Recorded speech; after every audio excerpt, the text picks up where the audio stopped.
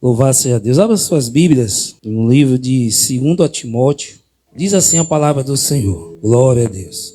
Paulo, apóstolo de Jesus Cristo, pela vontade de Deus, segundo a promessa da vida, aleluias, segundo a promessa da vida que está em Cristo Jesus. A Timóteo, meu amado filho, graças e misericórdia e paz, da parte de Deus Pai e da parte de Cristo Jesus, nosso Senhor. Dou graças a Deus, a quem sirvo desde os meus antepassados, com uma consciência pura, porque sem cessar faço menção de ti nas minhas orações noite e dia, desejando muito ver-te, lembrando-me das tuas lágrimas para me encher de alegria, fazendo a memória a fé não fingida que há em ti, a qual habitou primeiro em tua avó Lóide e em tua mãe Eunice, e eu estou convencido de que também habita em mim. Por esse motivo, te lembro que desperte o dom de Deus que está em ti pela imposição das minhas mãos. Deus não nos deu espírito de medo, mas de poder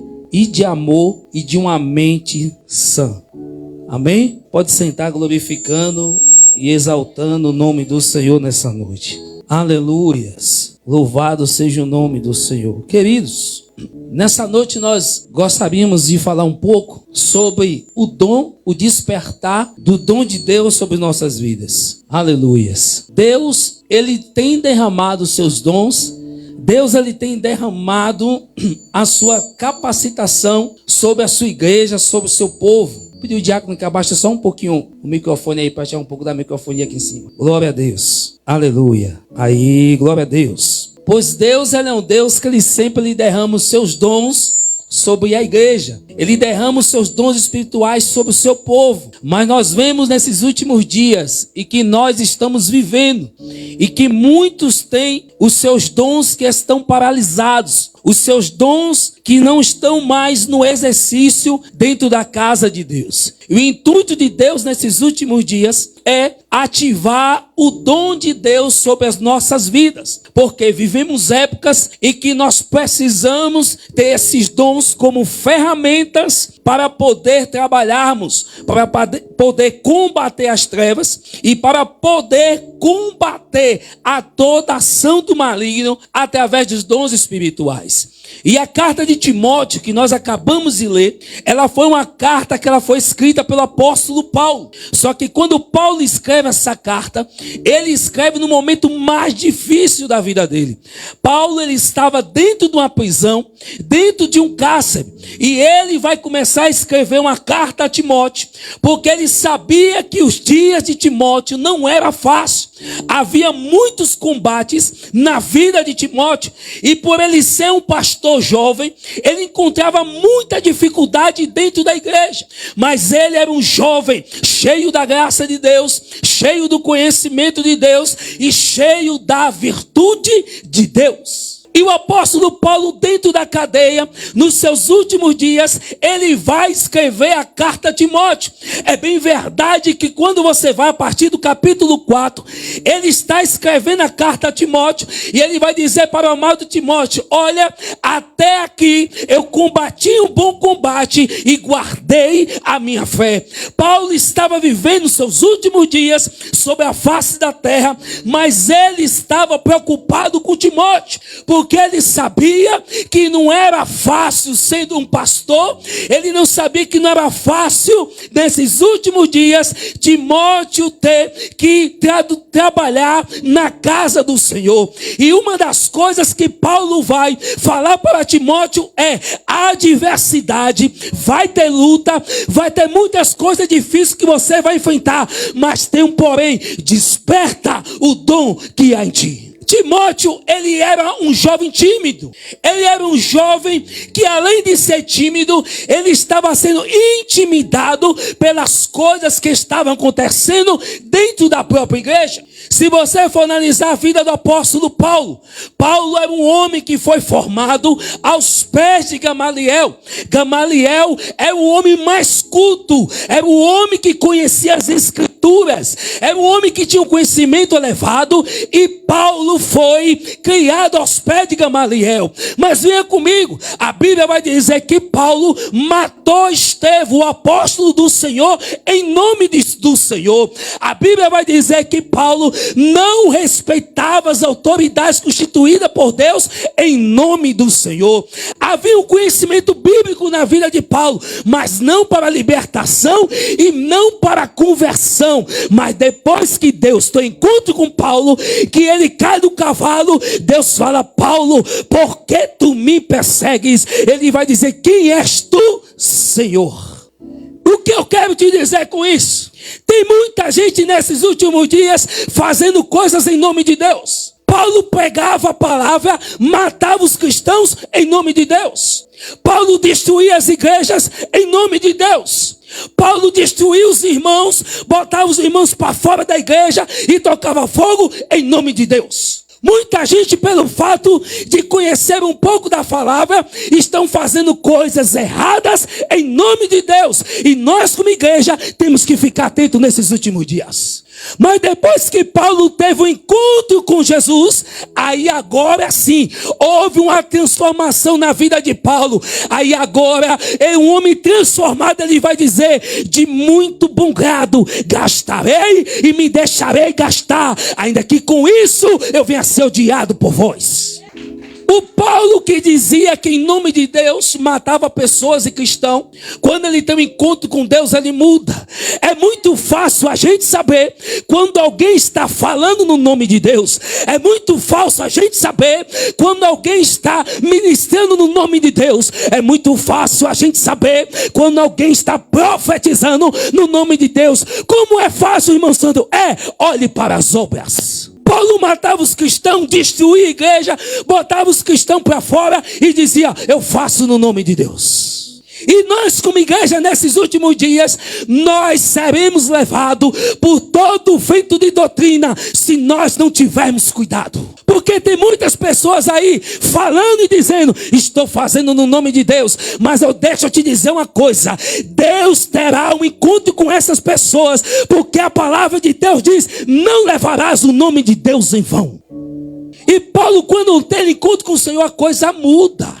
Aquele que era perseguidor passou a ser perseguido em nome de Deus. Aquele que não fazia a obra de Deus com sinceridade passou a ser. Paulo teve um encontro verdadeiro com Deus. E por ele entender que ele foi um falso profeta, que ele foi um líder fajuto na presença de Deus, ele tinha experiência de conversão. Há uma grande diferença entre arrepender e se converter. Paulo não era só um crente arrependido, ele era um crente convertido. E nesses últimos dias nós vemos muitas pessoas dentro da igreja arrependidas, mas não convertidas. Irmão Sandro, qual é a diferença?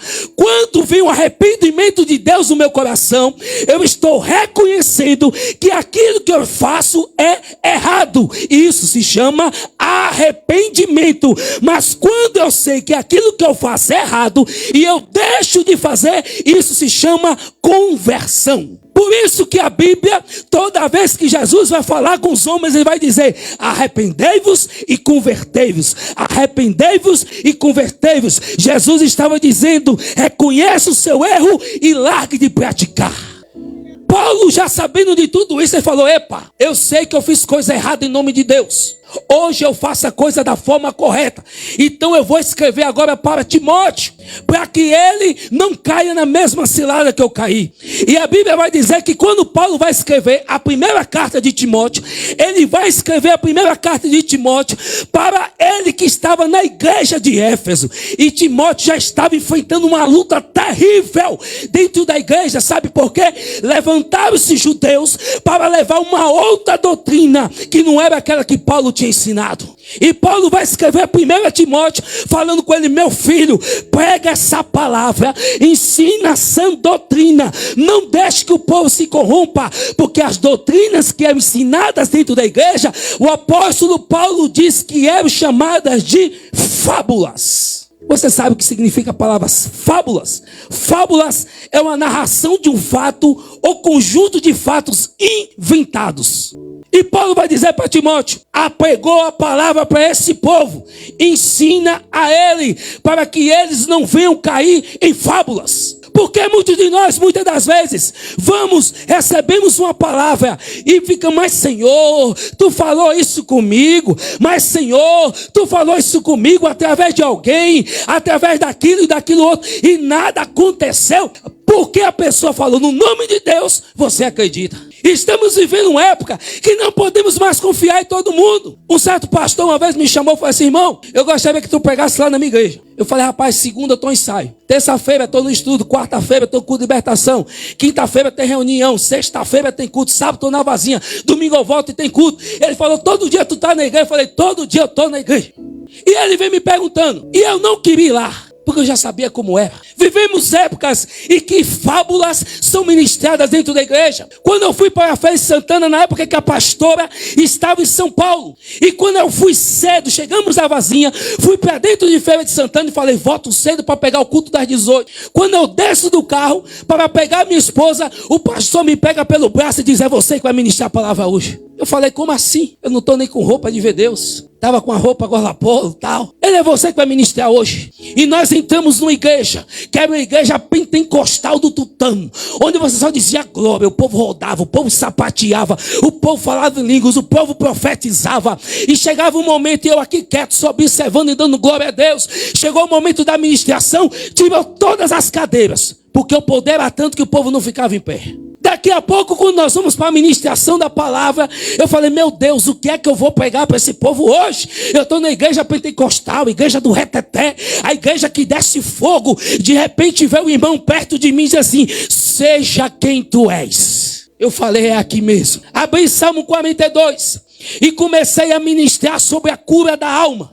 E quando aquele povo começou a ouvir a palavra, aqueles que estavam ali cheios da unção, cheios da graça, entregando profecia do reteté, sapateando, quando eu olhei para eles, estavam todos caídos no chão e chorando e dizendo: eu precisava ouvir essa palavra, porque eu nunca perdoei a minha mãe. Eu precisava ouvir essa palavra, porque eu traí a minha esposa e eu larguei ela em casa só. E eram pessoas que estavam no reteté, na unção de Deus, entregando profecia em nome de Deus. As pessoas nesses últimos dias estão ficando doentes, precisando da cura da sua alma.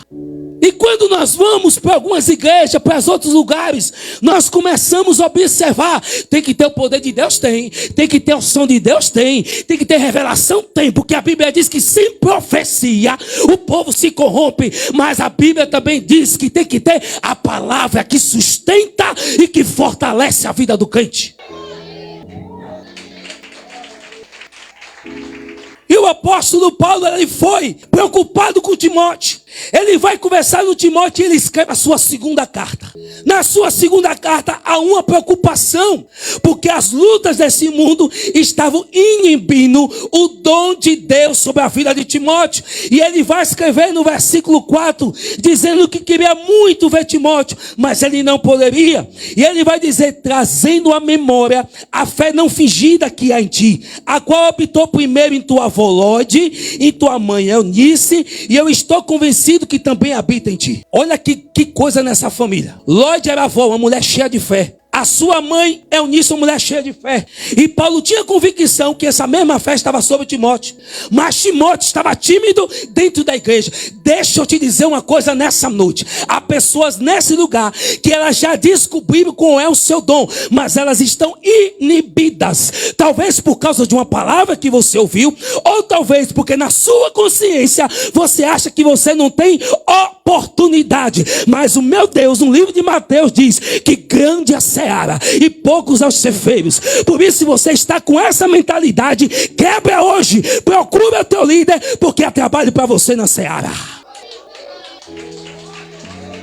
E qual é o outro tipo de pessoa? Tem um outro tipo de pessoa que ele está tão bloqueado que ele não conseguiu entender qual é o seu dom. Ele já tem o dom, mas ele não conseguiu entender. E Paulo sabia que as coisas estavam tão difíceis naquele tempo, que ele chega para Timóteo e vai dizer: ei, desperta o dom que há em ti. Era preciso Timóteo despertar o dom que havia na vida dele. Por quê? Havia algumas coisas que precisariam ser resolvidas. Havia algumas circunstâncias que poderiam ser resolvidas, mas através da manifestação do dom. Vamos lá. Tem eu e tem um outro irmão aqui do meu lado. Nós dois estamos passando pela mesma prova. Do meu lado, eu não creio na manifestação do dom. E eu fico ali orando, pedindo a Deus que me responda.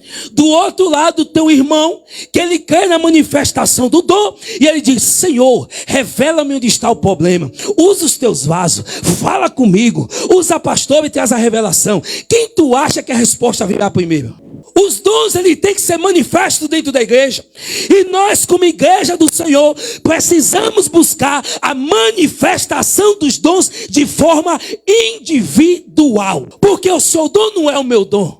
O que Deus escolheu para você fazer, não é o que eu vou fazer. Mas a Bíblia diz que quando eu descubro o meu dom, quando você descobre o seu dom, a Bíblia diz que nós somos como um corpo, juntos como medulas, e todos trabalhando para a edificação da igreja. Por isso, igreja, desperta o dom que há em ti nessa noite. Quem te disse que cadeira Deus fez para tu ficar sentado? Quem te disse que essa cadeira já tem o seu nome marcado? Tem crente que não senta nem em outro lugar, porque ele já tem aquele cantinho dele sentado, ele já sabe qual é a cadeira dele, ele já sabe que passar uma, segunda, terceira do lado direito é minha. Mas deixa eu te dizer, desperta o dom que há em ti.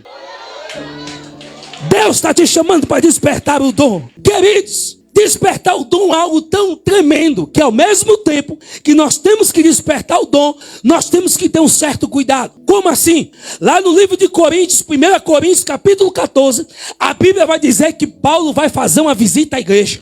E não tem na Bíblia uma igreja mais poderosa do que a igreja de Coríntios. Se chegasse um pastor dentro da igreja de Coríntios e faz assim: ei, tem profeta aí? O pastor falava: tem. Ei, tem alguém que fala em línguas aí, pastor? Aqui tem. Ei, tem alguém que traz revelação? Aqui também tem. Ei, tem alguém que tem visão espiritual? Aqui tem. Ei, tem alguém aqui que traz interpretação de línguas estranhas? Aqui também tem. Ei, tem alguém que tem o dom da cura? Aqui também tem. Tem alguém com o dom da fé? Aqui também tem. Mas ao mesmo tempo, eu vi o clamor de Paulo falando: Coríntios é uma igreja que tinha todos os dons, mas era uma igreja desorganizada. Vamos buscar os dons, mas a Bíblia, ela nos mostra como temos uma igreja organizada. E nesses últimos dias, me perdoe a expressão, mas as igrejas evangélicas em si, denominadas as igrejas do poder, são as igrejas mais bagunçadas que existem. E Paulo nos dá até a ordem do culto. 1 Coríntios, capítulo 14, versículo 26, ele vai dizer: e quando vos reunir, irmão, um tem salmo, um tem doutrina, um tem profecia, um tem revelação, um tem línguas estranhas, e tudo seja feito para a edificação da igreja. Se você for olhar a sequência de Paulo, você vai ver o que ele estava falando, a ordem do culto para atrair a presença de Deus. Primeiro ele vai dizer: quando vos reunir, um tem doutrina. O que é doutrina? É a palavra de Deus. Primeiramente, Paulo falando doutrina, tem que ter a doutrina que é a palavra de Deus. E eu quero clarear para você aqui: doutrina é configurado na Bíblia como os balizadores da nossa fé. Se o crente não tem doutrina, ele não tem como ter uma fé firme. Uma certa feita, estava dois amigos meus discutindo. Um pentecostal e o outro que não é pentecostal. E eles começaram a discutir um com o outro, falar: ei, quem vai para o céu é os crentes que são pentecostais, fervorosos. Não foi para o céu, ele falou: a pessoa tradicional, ela não crê no batismo com o Espírito Santo. Só os pentecostais que crê. Aí me chamaram para conversa. Eu falei: tá todos dois errados. Porque a palavra tradicional significa aquele que conserva os bons costumes. Sabe por que está uma bagunça no meio pentecostal? Sabe por que está uma bagunça no meio dessas igrejas? Porque não são tradicionais em conservar o bom costume. Todo crente pentecostal, se ele não for tradicional, ele gera uma bagunça. Por isso que Paulo diz: quando vos reunir, a primeira coisa não é profecia, não é língua, não é revelação, não é o pulo, não, é Bíblia. Paulo diz: A primeira coisa é doutrina. Aí Paulo vai dizer, depois da doutrina haverá salmos. O que são salmos? Louvores, adoração a Deus. Aí depois que vem a base bíblica e vem o louvor, adoração, aí Paulo vai dizer, agora vai ter profecia, vai ter revelação, vai ter língua estranha, vai ter interpretação, vai ter cura e vai ter o manifestar do Espírito de Deus. Essa é a ordem de Deus para que haja uma boa organização no culto e para que Deus se manifeste. Tem uma igreja que eu congregava na Feira Santana que eu já ficava chateado. Congregava não, visitava. Tinha uma irmãzinha que ela me tirava do sério na hora do louvor. Se ela visse a igreja toda fria, calada, ela hino de mistério, viu? Levanta aí um hino de mistério, um hino de mistério. Se ela visse a igreja toda alegre, ela canta um hino de júbilo, júbilo, júbilo. Quer dizer, as pessoas estão usando o altar, a adoração a Deus, de acordo com aquilo que ele olha para a face da igreja. Não é mais o Espírito Santo que direciona o que ele quer falar, o que ele quer ministrar. É a face dos irmãos. Por isso que muitas das vezes você recebe profecias, entre aspas, que não são de Deus. Porque a tua face já denuncia o que você é, o que você está passando. Aí vai o aproveitador e diz, assim diz o Senhor, a luta está grande, né? Aí tu para, baixa a cabeça e começa a chorar. Aí ficou fácil demais agora. E quando nós estamos na igreja, é uma coisa que eu sempre falei com o Ministério de Louvor. Eu posso chegar aqui hoje, receber uma vitória da parte de Deus. Se eu chego aqui com a vitória nas minhas mãos, a minha alma está em júbilo, a minha alma está alegre. Então eu quero cantar hino de júbilo, mas eu não posso, porque Deus vai passar qual a dimensão que a igreja está. E naquele dia que eu quero jubilar, a igreja está em quebrantamento. Por isso muda a tua face, para que você não seja enganado. Isso é Bíblia, livro de Provérbios. A Bíblia diz, um coração alegre aformoseia o rosto. Tem pessoas que estão denunciando a sua fraqueza só de olhar no seu rosto. Olhe para aquela mulher que perdeu um filho. O profeta olhou para ela, viu que ela vinha de longe. Olhou para o moço e disse, ei, pergunta ela se está tudo bem. Ela vinha até chorando, mas ela enxuga a sua lágrima, arruma o seu cabelo e diz, está tudo bem comigo. E depois que ela chega no lugar certo, depois que ela chega na pessoa certa, aí ele pergunta, tá tudo bem contigo? Aí agora é hora de chorar. Aí ela chora, aí ela lamenta e diz, não tá tudo bem comigo não. E ela ainda foi ousada, chegou o profeta, eu lhe pedi alguma coisa para tu me dar um filho e depois tu tirar? Mas o profeta, que não anda envergonhado, diz, Senhor, ressuscita. E Deus ressuscitou. Irmãos, o negócio está sério. Precisamos, como a pastora pregou um dia desses, nesses últimos dias, precisamos de profundidade. E uma coisa que eu tenho falado com Deus, eu fico olhando muitos crentes que têm dons, e a maioria dos crentes com dom, tudo covarde e parado. E eu fico orando ao Senhor, muitas vezes falando, Senhor, por que eu batizo com o Espírito Santo descendo na minha vida ainda? Porque o Senhor já falou comigo sobre o batismo, o Senhor me falou sobre o dom da profecia, sobre o dom da revelação. Porque no dia que Deus descer, você vai ver esse negócio ficar pequeno. Ele deu, Ele mandou, e por que agora eu vou engolir? Vou ficar gordinho por causa de ninguém não. Tem que entregar o que Deus mandou. E nós estamos assim desse jeito. Deixa eu te falar uma coisa agora. Uma verdade de Deus para a sua vida.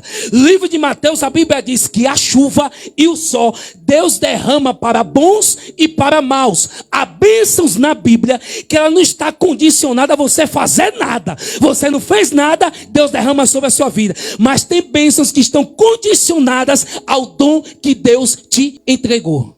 Tu sentou? Deus senta também. Tu paralisou? Deus paralisa também. Mas no dia que você se movimentar, sabe o que vai acontecer? Alguém que está no seu alto subindo em torno, ele vai se levantar ao teu favor e vai te dar vitória. Desperta o dom que há em ti. Você sabe por quê? Há uma preocupação de Paulo. Sabe por que a preocupação de Paulo? Para despertar o dom sobre a vida dele, de Timóteo. Eu vou ler aqui para você. Ainda está sem data show, mas eu vou ler. Romanos capítulo 13, versículo 11. Olha que coisa interessante. Romanos capítulo 13, versículo 11. Olha o que a Bíblia vai dizer. E então, conhecendo o tempo, que já é a hora de despertarmos do sono. Vou ler mais uma vez. E então, conhecendo o tempo, que já é a hora de despertarmos do sono. Ei, para nós entendermos o que Deus tem nas nossas vidas, precisamos entender o tempo. E muito crente não entendeu ainda o tempo que ele está vivendo. Por isso que você fica com essa carinha aí de solidão, a carinha triste, meio voando como cego no tiroteio, sem saber o que está acontecendo. E aí vem muitas indagações: meu Deus, por que isso na minha vida? Por que está acontecendo isso? Por que está acontecendo outra coisa? Porque você ainda não entendeu os tempos. Tem crente que está no tempo de guerra e está parado. Tem crente que já está no tempo de exercitar aquilo que Deus colocou na sua vida e está parado, sentadinho na cadeira. Tem crente que não entendeu que o tempo dele nesse momento é de calar e ele está falando. Você precisa entender qual é o tempo da sua vida, porque a Bíblia diz que chegou a hora de despertar do sono. E nós estamos vivendo um tempo de multiplicação. Estamos vivendo um tempo de conquista. Estamos vivendo um tempo de reconstrução. E dentro desse tempo, você tem que entender qual é o tempo que Deus lhe estabeleceu. Não venha para cá com essa história de dizer que o meu tempo não chegou ainda. Eu sinto muito dizer, o seu tempo já está passado há muito tempo lhe aguardando. Chegou o tempo de Deus de despertar a igreja dele do sono. Você precisa vencer as guerras, mas você precisa entender o tempo de Deus. Observe que no livro de 2 Pedro, ele vai dizer: não quereis, irmãos, que sejais ignorantes acerca de uma coisa, que um dia para Deus é como 1000 anos, e 1000 anos para Deus é como um dia. O apóstolo está dizendo: entenda que Deus, ele é eterno, ele não está preso ao tempo, ele faz a hora que ele quer, o momento que ele quer. E deixa eu lhe dizer uma coisa: até os inimigos sabem quando o tempo de Deus chega na nossa vida, e a gente fica desapercebido. Quando o templo de Jerusalém estava destruído, Nabucodonosor quebrou o templo, pegou o povo de Israel e levou para dentro do cativeiro. Sabe o que aconteceu? Quando Daniel estava lá, dentro do cativeiro, Daniel começou a sofrer. E quando você não entende o tempo que Deus projetou para a sua vida, o seu tempo de sofrimento já acabou há tempo, ó. Mas você não entendeu, você ainda está nele. A Bíblia diz que Daniel começou a ler as Sagradas Escrituras. E lendo as Escrituras, ele entendeu que o tempo do cativeiro já tinha acabado. Mas estava todo mundo dentro do cativeiro. Você precisa entender o tempo que Deus estabeleceu para a sua vida. Você precisa entender o tempo que você está vivendo. E quando o povo de Israel sai de dentro da Babilônia, olha o que foi que aconteceu. Começava a reconstrução do templo. Com quem? Com Neemias. Sabe o que aconteceu? Os seus inimigos entenderam que havia um tempo estabelecido de reconstrução. E os inimigos, por entender isso, se posicionaram e disseram: vou paralisar a obra. E muitas das vezes queremos enfraquecer, queremos parar, porque não entendemos que estamos num tempo de construção. E se nós estamos num tempo de construção, levante Satanás quem quiser. Estamos fazendo a grande obra de maneira que não podemos parar. Não podemos parar. Os inimigos entenderam o tempo pelo qual aquele povo estava vivendo. E o apóstolo Paulo, entendendo que havia tempos difíceis, ele vai preparar Timóteo. E ele vai dizer: Timóteo, desperta o dom que há em ti. Agora não se assuste com o que eu vou lhe dizer, não. Porque Paulo queria despertar o dom que havia em Timóteo. Carta de 2 Timóteo, capítulo 2, versículo 7, ele vai dizer: olha, além de despertar o dom, eu quero te dizer uma coisa: Deus não deu o espírito de medo, mas de poder. Tem muita gente paralisada por conta do medo. Ah, eu não vou fazer isso não porque eu tenho medo de dar errado. Eu não vou fazer isso não por causa daquilo outro. O medo tem paralisado muitas pessoas. E a Bíblia diz que Deus não te deu o espírito de medo, mas um espírito de poder. E para isso você precisa despertar o dom que está em ti. E deixa eu lhe falar uma coisa: tem pessoas que ficam: mas eu já faço tal coisa na igreja. Quem disse que um dom está condicionado a você fazer uma única coisa na igreja? Quem foi que ele disse isso? Mas olha a preocupação de Paulo em despertar o dom de Timóteo. Não se assuste com o que eu vou lhe dizer. Carta de 2 Timóteo, capítulo 2, versículo 1. Olha o que ele vai dizer: ora, suplicando-vos, irmãos, com respeito à vinda do nosso Senhor Jesus Cristo e a nossa reunião com Ele, que não vos movais facilmente da vossa mente, nem vos perturbei, quer por espírito, quer por palavra, quer por carta, como de nós, como o dia de Cristo, e estivesse, aleluias, perto. Ninguém vos engane de alguma coisa, pois aquele dia virá, sem que primeiro venha apostasia, e que o homem do pecado seja revelado, o filho da perdição. Vamos lá, capítulo 2, olha o que ele vai dizer. Tu, portanto, meu filho, ser forte na graça que há em Cristo Jesus. Os últimos dias que nós estamos vivendo, você precisa, além de despertar o dom de Deus na sua vida, você precisa se fortificar na graça que há em Cristo Jesus. Porque, olha o versículo 2, e as coisas que ouviste de mim, entre muitas testemunhas, as mesmas coisas, confia a homens fiéis, que sejam capazes também de ensinar a outros. Deixa eu te falar uma coisa aqui. Livro de Salmo, o salmista se levanta e diz assim: os meus olhos, falando do Senhor, procurarão aos fiéis da terra. Estamos vivendo nos últimos dias, e que a igreja do Senhor, ela está passando pelo momento de transição, onde Deus está limpando a sua igreja. Quando eu falo de igreja, não estou falando só da Nova Jerusalém, mas eu estou falando de igreja na sua totalidade. A Bíblia diz que nós veremos a diferença daquele que serve e daquele que não serve. Por isso que nesses últimos dias estamos vendo tanto escândalo acontecendo dentro da igreja. Sabe por quê? Deus está limpando a sua igreja. E olha o que o apóstolo Paulo vai dizer: e as coisas que ouviste de mim, entre muitas testemunhas, a mesma coisa confia a homens fiéis. Tem coisas da parte de Deus que só vai ser entregues a homens fiéis. Deus começou nesses últimos dias para trazer a sua peneira. E ele vai começar a cumprir a sua palavra no livro de Zacarias, quando diz que ele tira daquele que tem e dá àquele que não tem. Ele vai começar a dar as coisas dele para os homens fiéis. Portanto, se você é fiel, você está dentro do projeto. Se você é fiel, você está dentro daquilo que Deus estabeleceu para esta igreja. Aí ele vai dizer no versículo 5: e se um homem também luta pela vitória, não é coroado se não lutar legalmente. Aí eu vou lhe fazer uma pergunta agora. A Bíblia diz que se o homem que luta pela vitória, ele não vai receber a coroa dele se ele não lutar legalmente. Aí eu vou lhe fazer uma pergunta: se eu sou do contra, eu estou lutando legalmente? Se eu não me atento para fazer as coisas que são direcionadas pela minha liderança, eu estou lutando legalmente? Se eu torço para que as coisas não dêem certo, eu estou lutando legalmente? Se eu faço oração contrária, eu estou lutando legalmente?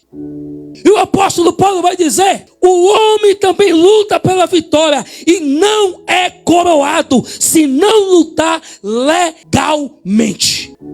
No exército de Deus não tem duas escolhas: ou você luta legalmente debaixo de uma autoridade, debaixo daquilo que Deus determinou, ou você não receberá a sua coroa. Você pode se tornar até uma oposição e até atrapalhar um pouco, mas parar não vai, porque o exército é de Deus. E Deus fala que aquele que não luta legalmente não recebe a sua coroa. Paulo olha para Timóteo e diz: considere o que eu digo, porque o Senhor te dará entendimento em todas as coisas. Paulo está dizendo: ei, eu não sou sacerdote sobre a igreja? Olhe para tudo que eu estou lhe dizendo e você vai ter entendimento de tudo que está acontecendo. Comece a buscar esse entendimento da parte de Deus. Pare de ouvir vozes. Pare de ouvir coisas que não edificam. Pare de ouvir coisas que não alegram o seu coração.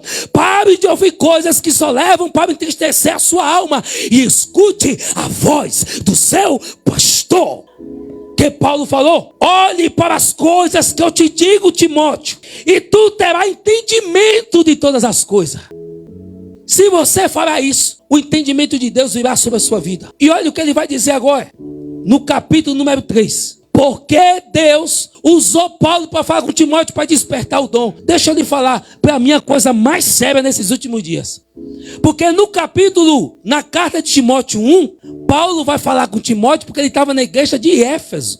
Só que no capítulo 2, Timóteo 2, Paulo vai falar sobre o que estava acontecendo nos nossos dias. E o que eu vou contar para vocês aqui agora, falar aqui agora, não é do lado de fora. Paulo está falando dentro da igreja. Capítulo 3, Paulo vai dizer: sabe, porém, isto, que nos últimos dias perigosos tempos sobrevirão. Paulo está dizendo, ei, nos últimos dias vai vir tempos perigosos. Ele está falando dentro da igreja. Por isso que ele estava pedindo para Timóteo despertar o dom que havia na vida dele. E que tempo perigoso é esse? Ele vai dizer, haverá homens amantes de si mesmo. Haverá avarentos, presunçosos, orgulhosos, blasfemos, desobedientes a pai e mães, ingratos, profanos. Paulo está falando dentro da igreja. Isso não é no mundo, é dentro da igreja. Sem afeto natural, irreconciliáveis, falsos acusadores, incontinentes, cruéis,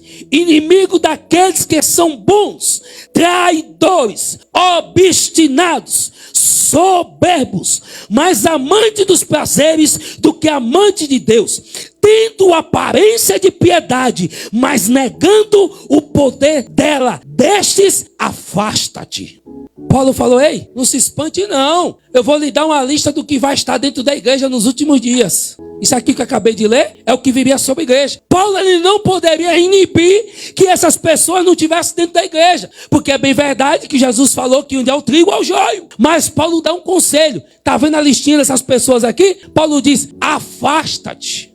Por isso que você precisa despertar o dom que há em ti, para que você não seja enganado. E olha o que ele vai dizer mais, versículo 6. Porque deles fazem partes os que entram sorrateiramente nas casas e levam cativas mulheres tolas, carregadas de pecado, levado por várias concupiscências, que sempre aprendem e nunca são capazes de chegar ao conhecimento da verdade. Isso aqui é tremendo que Paulo fala. Paulo diz que dentro da igreja vai ter pessoas que sempre vão aprender a palavra de Deus, mas nunca vão chegar ao conhecimento da verdade. O que é que Paulo está dizendo? Vamos parafrasear. O crente vem para o culto de libertação, ele vem para o culto de doutrina, vem para o culto de ensinamento, participa do estudo, ele tem conhecimento da palavra, mas não conhecimento para o libertar. Porque ele não deixa a palavra entrar na vida dele e o sarar, e o curar, e o libertar. É por isso que Paulo falou que, sendo homens corruptos, repróprios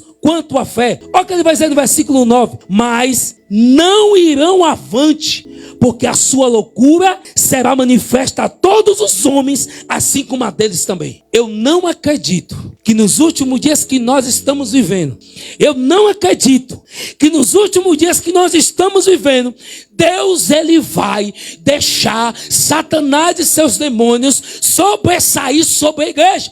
Porque a palavra de Deus diz que as portas do inferno não prevalecerão contra a igreja do Senhor. E o apóstolo Paulo, olhando para a igreja, diz: haverá tudo isso nos últimos dias, mas tem um porém: eles não irão avante, porque a sua loucura será manifesta a todos os homens, assim também a deles também. Deu para você entender?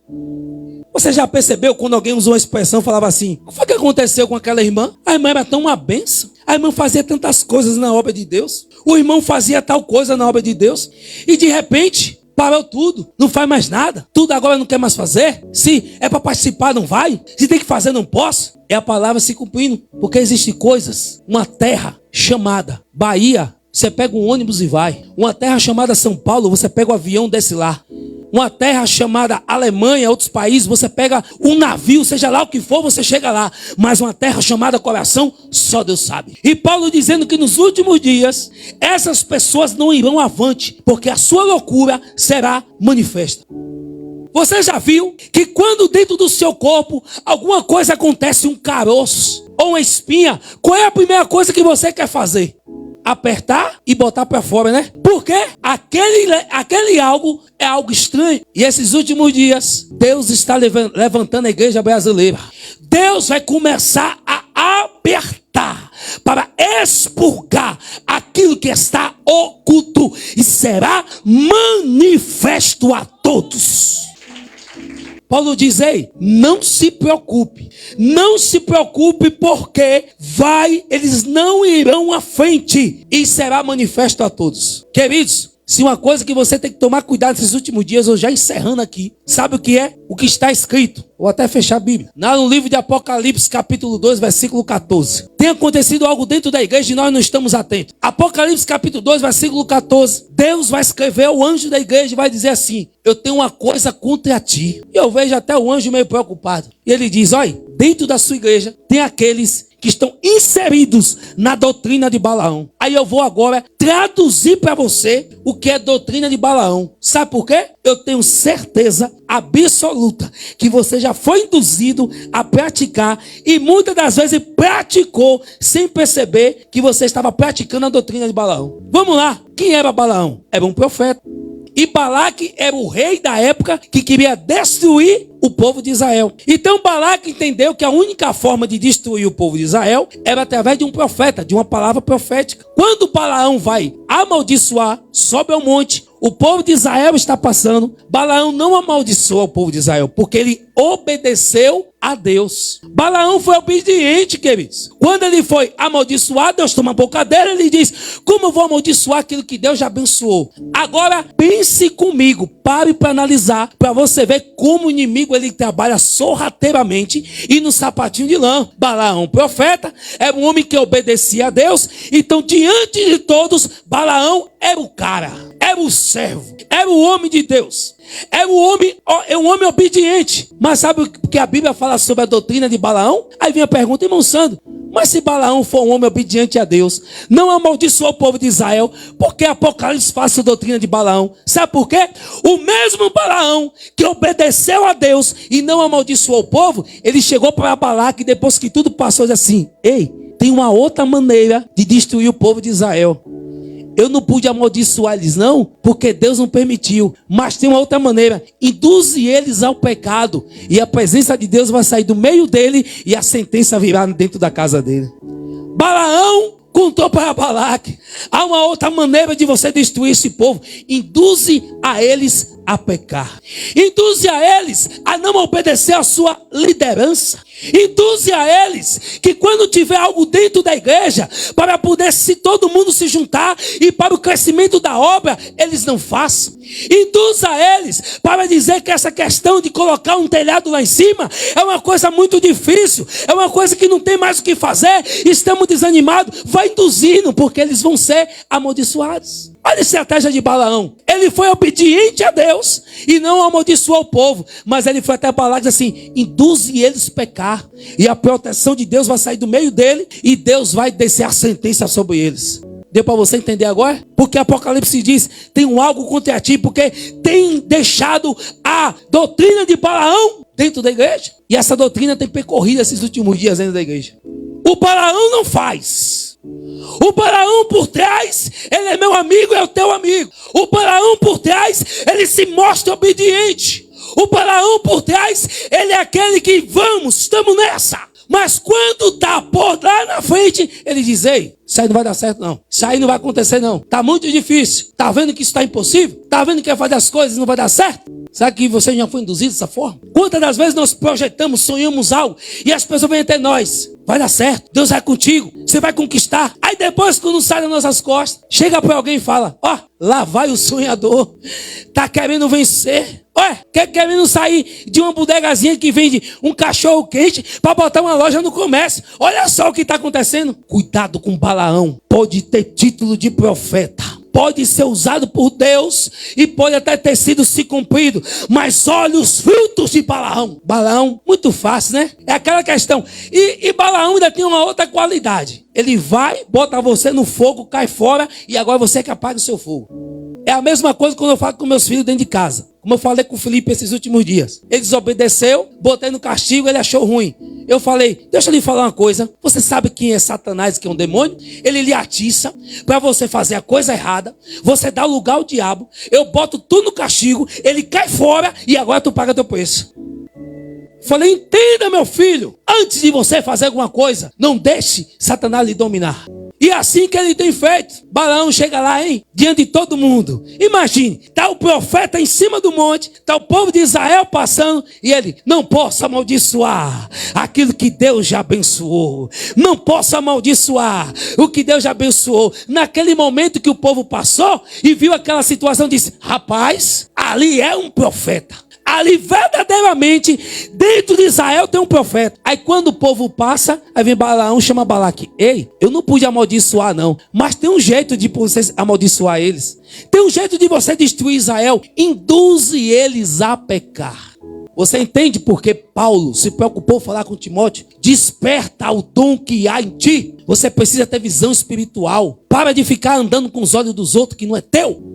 Você precisa ter discernimento de espírito. Você precisa buscar o dom da profecia. Precisa buscar o dom da revelação. Precisa buscar o batismo com o Espírito Santo.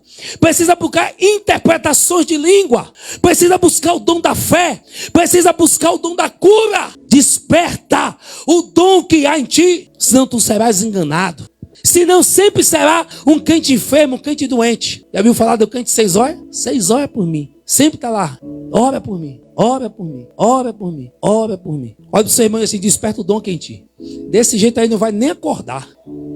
Você precisa despertar o dom que há na sua vida. Ei, o apóstolo Paulo diz que Deus confiaria as coisas dos céus. As coisas que ainda não chegou ao seu coração. As coisas que não chegou ao seu ouvido. As coisas que seus olhos não viram a homens fiéis.